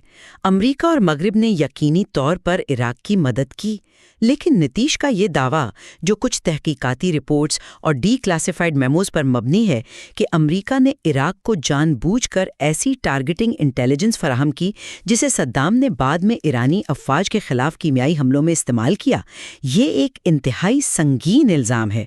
अगरचे शवाहिद मौजूद हैं कि अमेरिका इराक को इंटेलिजेंस फराहम कर रहा था और उसे इल्म था कि इराक कीमियाई हथियार इस्तेमाल कर रहा है, लेकिन इस पर मौरखीन में मुकम्मल इत्तेफाक राय नहीं है कि क्या अमरीकी हुकाम को ये इल्म था कि फराहम करदा मखसूस इंटेलिजेंस बराह रास्त कीमियाई हमलों के लिए इस्तेमाल होगी, और क्या उन्होंने जानबूझकर उसमें मुआवनत की। डीक्लासिफाइड दस्तावेजात राब्ते और मालूमात के तबादले को तो जाहिर करती हैं, लेकिन अमरीकी नीयत और अखलाकी व कानूनी जिम्मेदारी का तयन करना एक पेचीदा मामला है। वीडियो को इस नुक्ते को एक मुंतज़ा दावे के तौर पर पेश करना चाहिए था, न कि एक तयशुदा हकीकत के तौर पर।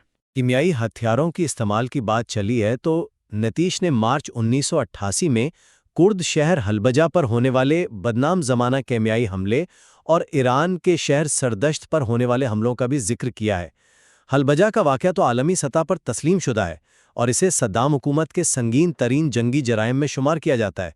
इन वाक़यात को नुमाया करना तारीखी तौर पर बहुत अहम है। इन वाक़यात की संगीनी और हौलनाकी पर तो कोई दो राय नहीं है। हलबजा बिलाशुबा एक इंसानी अलमिया था, लेकिन मेरा एतराज़ एक बार फिर आदादो शुमार की पेशकश पर है। नीतीश ने सरदश्त हमले के लिए 130 हलाकतें और 8000 जख्मियों का अदद बताया और मजमूई तौर पर इराक की जानिब से 350 कीमियाई बम हमले और इन हमलों में 1 लाख से ज़ायद कुर्दों की हलाकत जैसे आदादो शुमार पेश किए।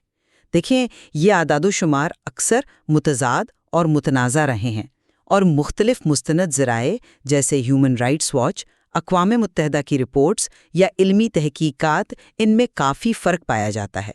मिसाल के तौर पर हलबजा में फौरी हलाकतों का तखमीना आम तौर पर 3000 से 5000 के दरमियान लगाया जाता है, ना कि मजमूई तौर पर 1 लाख से ज़ायद सिर्फ कुर्द हलाकतें।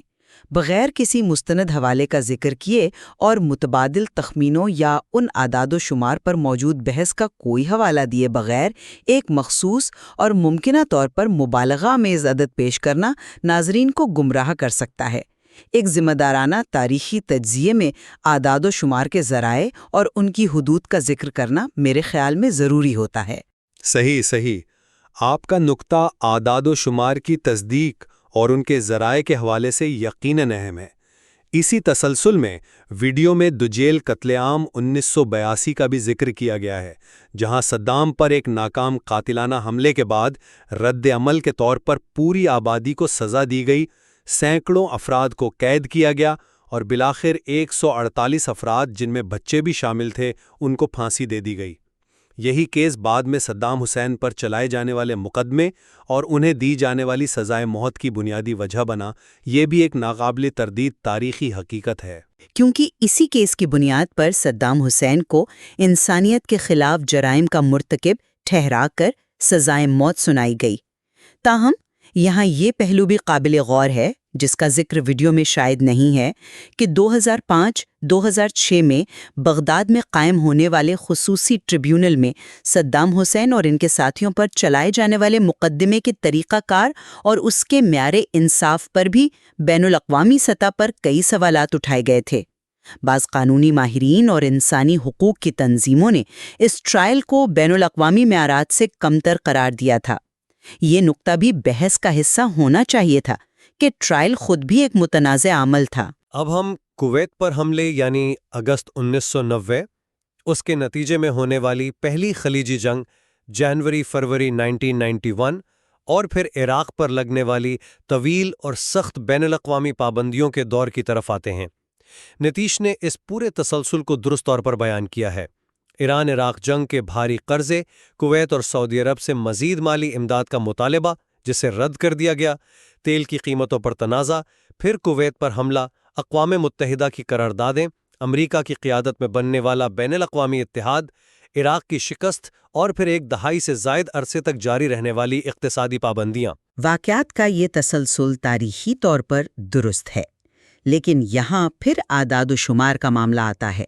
पाबंदियों के इंसानी असरात, ख़ास तौर पर इराकी बच्चों की अमवात के हवाले से जो आदाद व शुमार, मसलन 5 लाख बच्चों की हलाकत का जिक्र, जो अक्सर साबिक़ा अमरीकी सफारतकार मैडलिन ऑलब्राइट के एक मुतनाज़ा इंटरव्यू से जोड़ा जाता है, और यूनिसेफ, FAO की रिपोर्ट्स के हवाले से नीतीश ने पेश किए हैं, उन पर भी इल्मी और तहकीकाती हलकों में शदीद बहस हो चुकी है। अगरचे ये बात बिलाशुबा दुरुस्त है कि पाबंदियों ने इराकी अवाम, मईशत और सेहत के निज़ाम को तबाह को नुकसान पहुंचाया, लेकिन हलाकतों की मखसूस तादाद, इन आदाद शुमार को जमा करने का तरीक़ाकार और इन हलाकतों की तमाम तर जिम्मेदारी सिर्फ पाबंदियों पर आयद करना, ये नुकात मुतनाज़ा हैं। कुछ तज्ज़ियाकार इसमें सद्दाम हुकूमत की बदइंतज़ामी, वसाइल की गैर मुनसफ़ाना तकसीम और पाबंदियों के गलत इस्तेमाल को भी अहम अवामिल करार देते हैं। यहाँ भी आदाद शुमार पेश करने में एहतियात और मुख्तलिफ नुक्ता नज़र का जिक्र ज़रूरी था। नीतीश ने दुरुस्त तौर पर निशानदेही की कि 9/11 के बाद अमरीकी पॉलिसी इराक के हवाले से कंटेनमेंट यानी काबू में रखने से रिजीम चेंज यानी हुकूमत की तब्दीली की तरफ वाज़े तौर पर मुंतकिल हो गई। हालांकि रिजीम चेंज की पॉलिसी का ऐलान तो 1998 के इराक लिबरेशन एक्ट में ही कर दिया गया था। 9/11 के बाद बुश इंतज़ामिया ने सद्दाम हुसैन को अल-कायदा के साथ जोड़ने की कोशिश की, जो बाद में गलत साबित हुआ, और इराक के पास वसी पैमाने पर तबाही फैलाने वाले हथियारों यानी WMDs के मौजूद होने का बयानिया शिद्दत से पेश किया, जो बिलाखिर मार्च 2003 में इराक पर हमले की बुनियादी वजह बना। जॉर्ज बुश का वो 48 घंटे का अल्टीमेटम, बगदाद पर शदीद बमबारी, शौक-ए-नौ और फिर ज़मीनी हमला, ये सब वाक़यात दुरुस्त तौर पर बयान किए गए।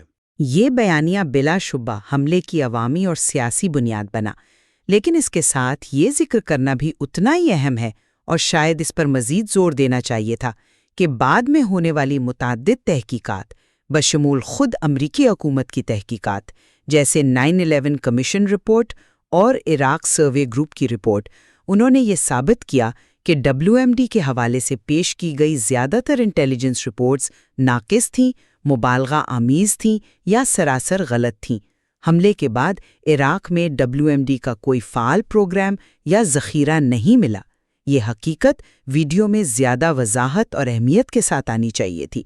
इसी तरह साबिक अमरीकी federal reserve chairman Alan Greenspan के इस बयान का हवाला देना कि इराक जंग का बड़ा मुहर्रिक तेल था, अगरचे अहम है, लेकिन उसे हमले का वाहिद या बुनियादी मुहर्रिक करार देना भी मामले को ज़रूरत से ज़्यादा सादा बनाना है। हकीकत यह है कि 2003 के हमले की वजूहात इंतहाई पेचीदा थी, जिनमें जियोपॉलिटिकल अज़ाइम, मशरक़ वस्ता को रीशेप करने के नज़रियाती मंसूबे, WMD का हकीकी मगर गलत खदशा और इक्तिसादी अवामिल बशमूल तेल सब शामिल थे। हिस्से में सद्दाम हुसैन के फ़िरार, उनके बेटों उदय और कुसई की जुलाई 2003 में मौसिल में एक झड़प में हलाकत, और फिर खुद सद्दाम हुसैन की दिसंबर 2003 में तकरीद के करीब एक फार्म हाउस के तहखाने से गिरफ्तारी यानी ऑपरेशन रेड डॉन का तफसीली जिक्र है। नीतीश ने इस ऑपरेशन की कुछ तफसीलात, जैसे मुखबरी करने वाले शख्स जिसे मोहम्मद इब्राहिमुल मुसल्लत बताया गया और गिरफ्तारी के हालात, वो शामिल की हैं जो कहानी को एक मंतिकी अंजाम तक पहुंचाती हैं। गिरफ्तारी की तफसीलात यकीनन ड्रामाई हैं और जिस तरह बयान की गई वो नाजरीन की दिलचस्पी बरकरार रखती हैं। ये इंटेलिजेंस, मकामी मुखबरी और शायद किस्मत के मिलाप की एक कहानी है। लेकिन इस गिरफ्तारी के बाद, जैसा कि पहले जिक्र हुआ, ट्रायल का अमल और फिर 30 दिसंबर 2006 को ईद उल अज़हा के दिन सद्दाम हुसैन को फांसी दिए जाने का तरीक़ाकार, ये सब कानूनी, अखलाकी और सियासी हवालों से शदीद मुतनाज़ा रहे और इन पर आज भी बहस जारी है। तो अब हम इख्तिताम की तरफ बढ़ते हैं।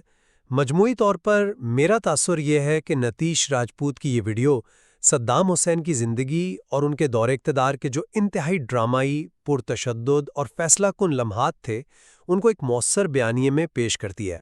ये एक इंतहाई पेचीदा शख्सियत और एक हंगामा खेज तारीखी दौर का एक काबिल फ़हम तारुफ फराम करती है, ख़ास तौर पर उन नाजरीन के लिए जो शायद इस मौजू से बहुत ज़्यादा वाकफ़ियत नहीं रखते।